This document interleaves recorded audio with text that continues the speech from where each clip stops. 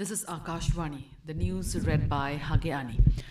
Prime Minister Narendra Modi today inaugurated and laid the foundation stone of multiple developmental projects in Delhi worth over 12,200 crore rupees. He also inaugurated a 13-kilometer stretch of the Delhi-Ghaziabad Meerut Namo Bharat corridor between Sahibabad and New Ashok Nagar worth around 4,600 crore rupees.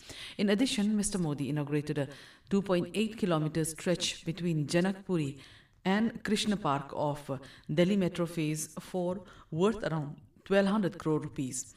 Later addressing a rally at Japanese Park in Rohini, Mr. Modi said the next 25 years are crucial for development of Delhi.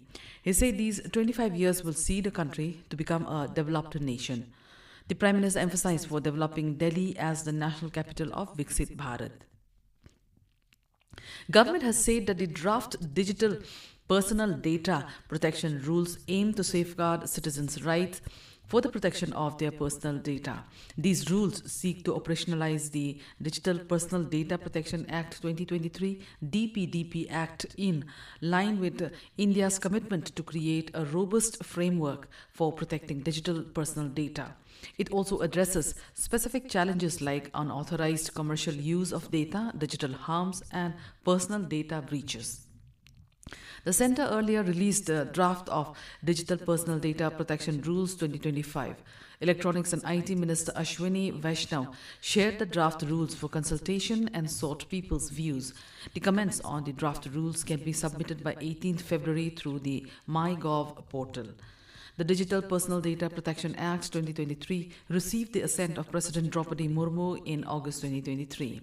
Union Health Ministry has said that it is keeping a close watch over the spread of HMP virus in China during the past few weeks.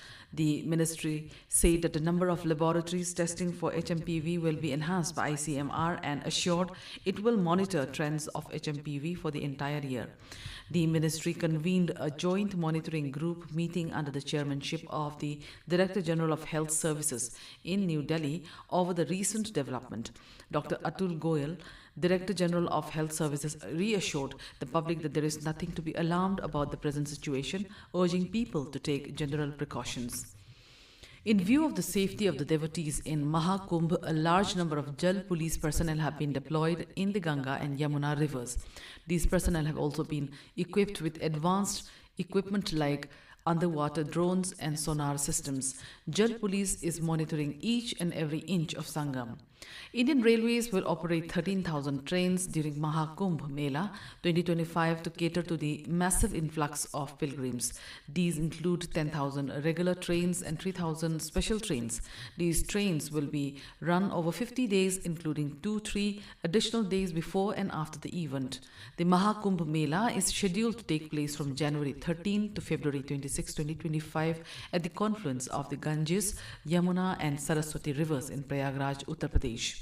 The 18th Pravasi Bharatiya Divas PBD Convention 2025 will be held at Bhubaneswar in Odisha from the 8th of this month.